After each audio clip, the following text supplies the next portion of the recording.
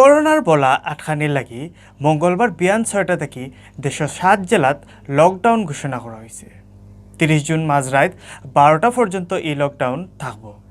সোমবার বিয়ালে সচিবালয়ত মন্ত্রী পরিষদের সচিব খন্দকার আনোয়ারুল ইসলামে এই খবর দিছে। যে 7 জেলাত লকডাউন দেওয়া হয়েছে এই জেলা হইল মানিকগঞ্জ, মুন্সিগঞ্জ, নারায়ণগঞ্জ, গাজীপুর, রাজবাড়ী, মাদারীপুর আর গোপালগঞ্জ।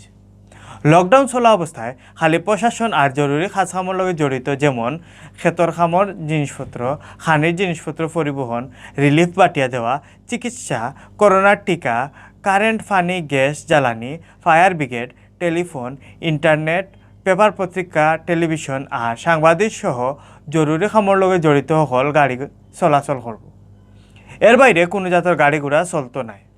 করোনা চিত্রানি আটখানির লাগি আগেও রাজশাহী আর খুলনা বিভাগের কয়েকটা জেলাত লোকাল প্রশাসনে লকডাউন দিয়া রাখছে।